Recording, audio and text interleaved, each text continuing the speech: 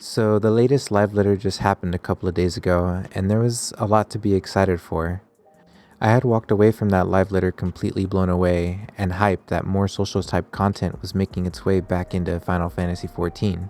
I had expected others to feel the same, but it wasn't very long until a friend told me they were watching Zepla's video about the live letter and how she wasn't very hyped at all. I had already seen the Lucy Pyre video a few days before, and there was a lot of things that I didn't quite agree with. So when I watched Zepla's thoughts on the presentation, I felt compelled to give my own response not just to them, but to the overall critics of the game. I want to start this video off by saying I'm not making this as an attack on anyone or their content. In fact, in a way, I'm kind of thankful for a lot of the negative videos made about the game, because it has gotten me to get up and make another video again. My full intent on making this video is not only to express my personal opinions about why I think Dawntrail is my favorite expansion, but also to hopefully convey why I feel a lot of the takes about the current state of the game aren't completely genuine. To be clear, I don't think anyone is a liar or purposefully trying to make the game look bad. Maybe they are, I don't know, but I personally don't think so. I just think maybe some things either got lost in translation or have been opinions disguised as fact. And I am by no means trying to say that my opinions are fact. I welcome criticism and love talking about the game, the good and the bad. So trust me when I say I am not ignorant to the issues that not only Dawntrail has, but the game as a whole. I know this intro is kind of long, but I just want to make it clear I don't mean any ill will and simply want to join in on the discussion about Final Fantasy XIV because I've yet to watch a video that feels the same way I do, at least not to the amount of views as the Lucy video. And I'm mainly using her video because I know a lot of how she feels is how others feel as well. And again, I'm not trying to devalue their opinions. This is their experience with the game and I'm not here to diminish that. But I do have a lot to say about the video, so let's get started.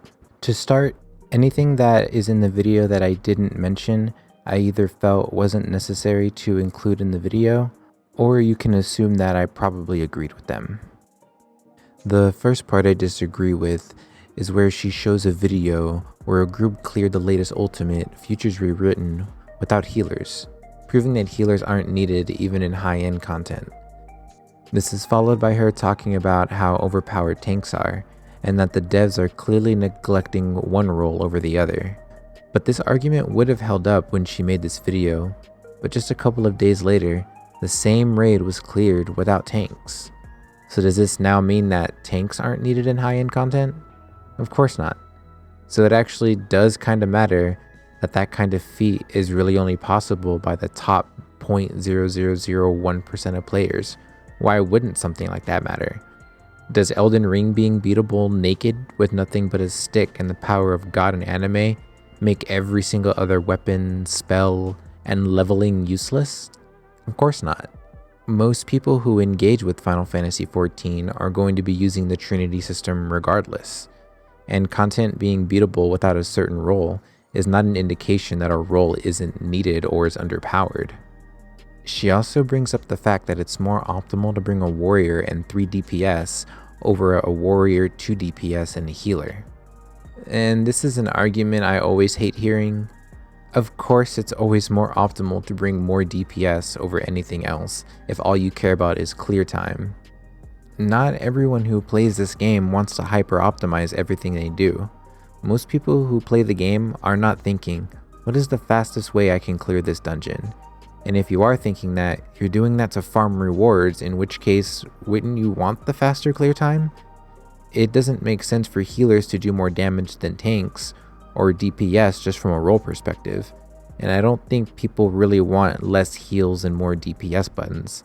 I've done this Savage tier mainly as a Sage, and every time I wasn't a Sage, I immediately noticed a difference in the amount of health I had.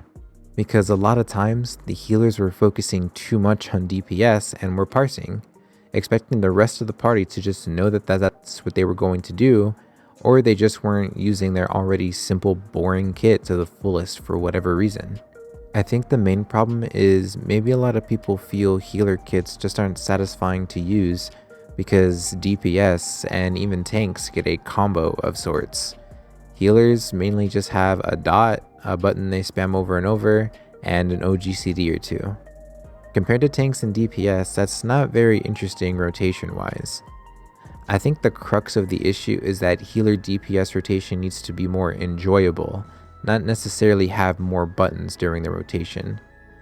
I think those 3 or 4 buttons that healers already have could be a lot more fun if they were designed in a much different way. She also talks about the lack of content and that we're getting less and less over time. That honestly may be true, and maybe some people will call me a corporal apologizer and that I'm bending over for Square Enix, but I don't think that's the case. To me, the Final Fantasy XIV team was cooking. They really said, "You thought we forgot Final Fantasy XIV was an MMO and not a single player game," and gave us Cosmo Exploration and Occult Crescent.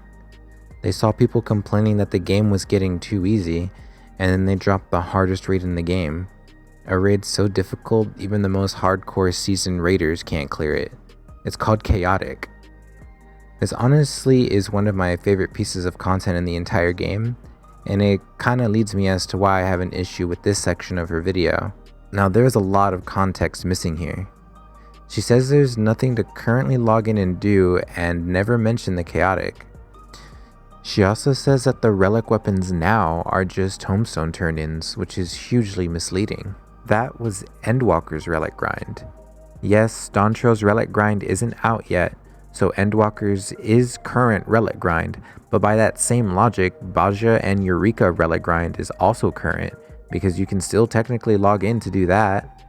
We already know a more social type relic grind is coming in the form of Occult Crescent, but that was never mentioned in this video. She then talks about what's new in Final Fantasy XIV to do, and then talks about Island Sanctuary, which again is Endwalker content, not Dawntrail, and then says we got new extreme trials that are just old rehashed fights. I won't call this one completely disingenuous, because I feel like this was written to be more comedic than accurate, because she does have a screenshot here showing that she knows that this is in fact not an extreme, but an Unreal, which could be splitting hairs, but you also have to remember that Unreal came out in Shadowbringers. So was Unreal always hated by her ever since it came out? I mean, that's valid if that's the case. You don't have to like it or enjoy Unreal. It seems very clear that you don't, but that argument would only hold water if we got the same Unreal fight again, but we didn't. Now we get to the elitism part of the video. I don't think wanting normal content to be more interesting is elitism.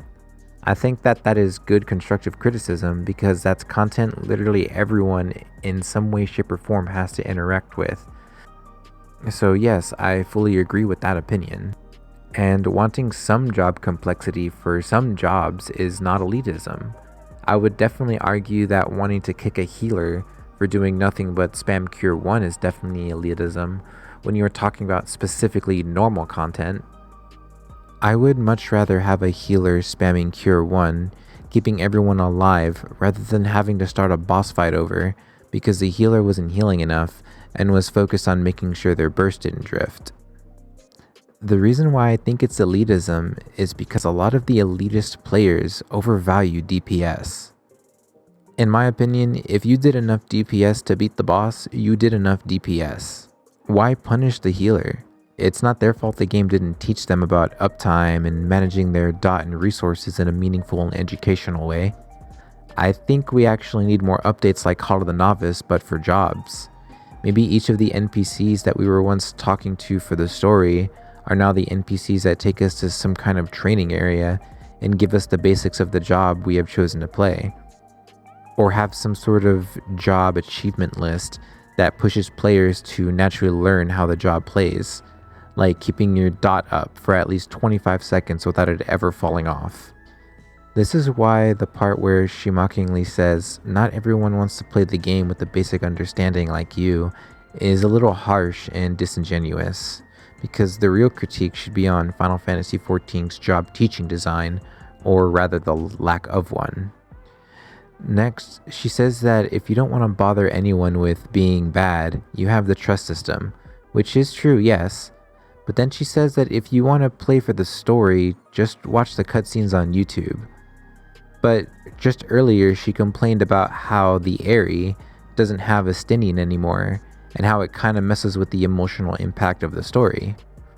Don't you think watching the cutscenes on YouTube with some random character that you didn't create and didn't have all those experiences and personal connections with the main characters would lessen the emotional impact of the story?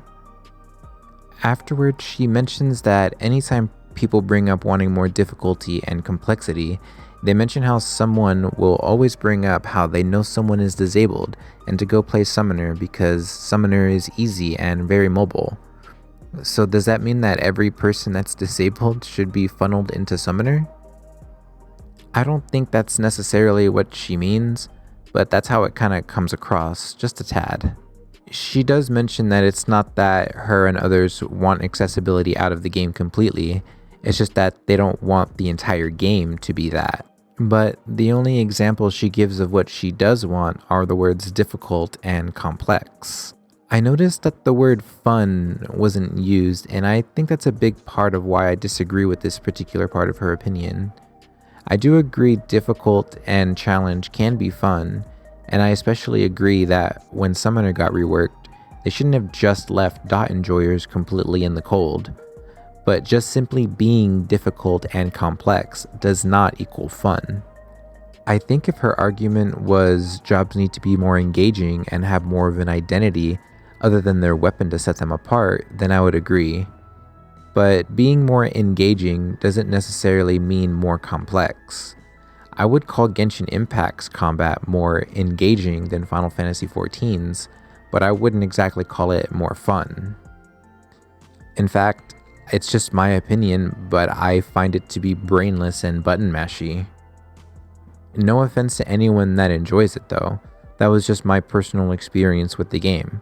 I still played it a lot and enjoyed it, but still felt like Final Fantasy XIV respected my time for the money I put in a lot more than Genshin did, and that's why I stopped playing Genshin and still play Final Fantasy XIV. 14's combat is definitely not for everyone, but it's far from bad. This next part, she talks about the MSQ, and all I will really say about the story is I personally got exactly what I wanted. What is and what isn't a good story is always going to be subjective, and you're never going to satisfy everyone. I do think that the hate against Wuklamot is taken a little too far, however. I know a lot of people call her a Mary Sue and that she's too perfect, but that is a big misinterpretation of the writing. The story shows just how immature her mindset is when it comes to saving everybody.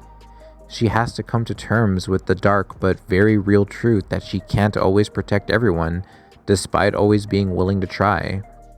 This is no different than characters like Sora and Naruto, who are very well known for their "my friends are my power" personality, and of course those characters are well liked. The major difference being that those are the main characters of their respective games and anime, while Wuklamot is a supporting character acting as the main character and overshadows the player's character. And that's where I think the first big divide is.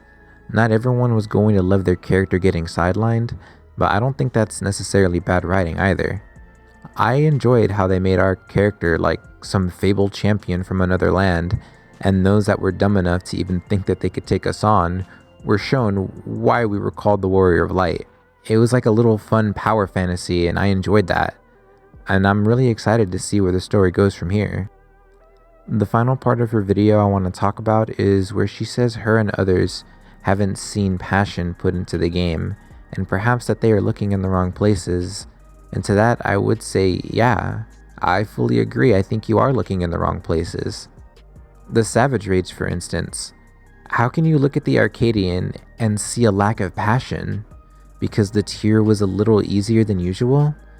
Easier doesn't mean easy. Somebody deadlifting 450 pounds instead of 550 pounds is easier, but that doesn't mean it's easy. You can see the passion in the music, like Give It All and Honey Be Lovely. You can see it in how fun the themes of each fight are.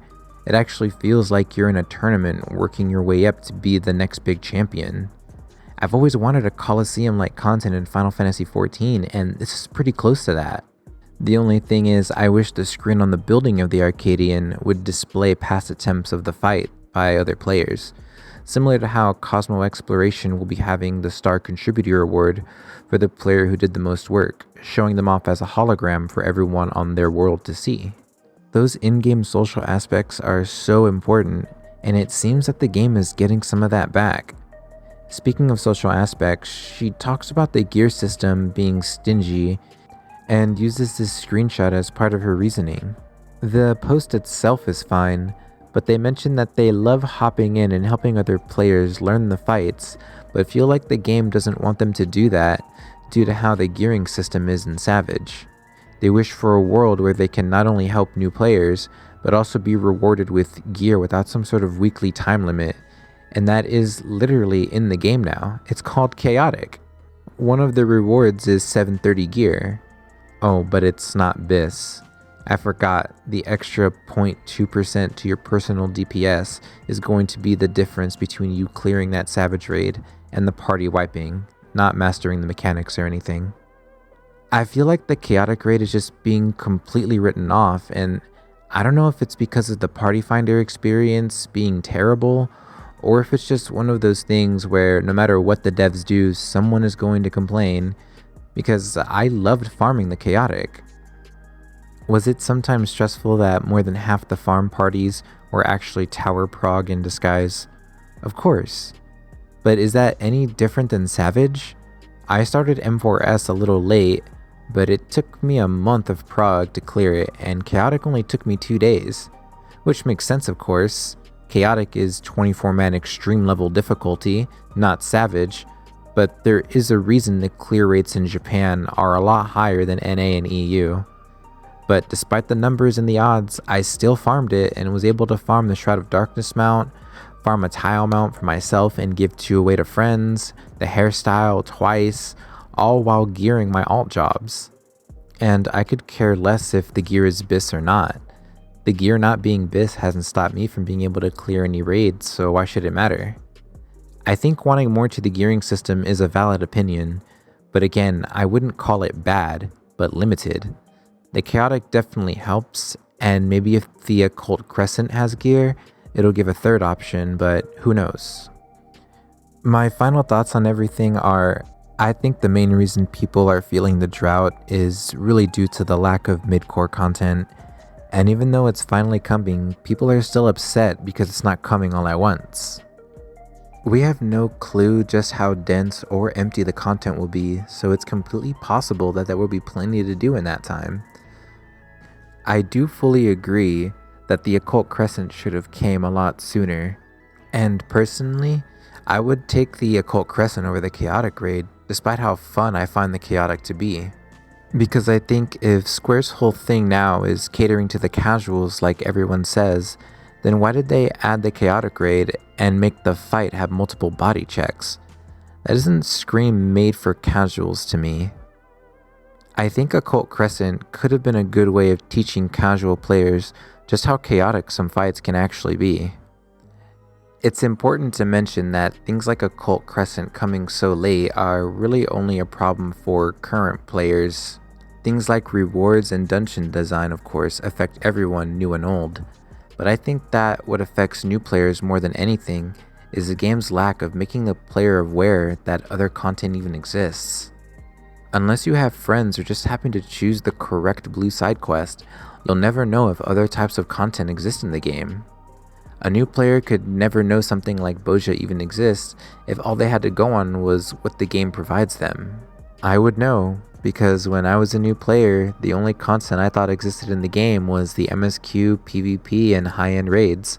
I never knew anything like Bozja existed. When a new player plays the game, most of them aren't doing everything in one expansion and then moving on. They are doing the MSQ from beginning to whatever the end is at that time, and then do what's current. Maybe after that they will go and do older content, again, if they even know it exists. I really wish there was something in the game to help show new players just how much content there is, because if it was easier to see, more people would engage with it and make content like Eureka and Bozja feel less empty. The Mogtome would be the perfect way to revitalize older content, I feel. How about instead of farming 5 Fates in Raktika Greatwood, It was farming 5 fates in Boja. Sure, that won't stop people not interested in doing that type of content from not doing it, but the important thing is awareness. I think a good video critiquing not only Dawntrail, but the state of the game is this video by Grinding Gear. I would give it a watch as the video isn't just their opinions, but the opinions of their community. I won't spoil anything as per the video's structure, but I'm shocked this video doesn't have more views. I'm guessing it's because it's the most reasonable one. Anyways, thank you for listening to my little rant. I hope I didn't come across like I was trying to attack anyone. I have a lot of respect for anyone being able to go on camera and speak their opinions. Again, if there was something mentioned in the video that I didn't talk about, it was either because I agreed with them or because I just didn't feel it was necessary to include in the video. You are more than welcome to ask me anything in the comments, of course.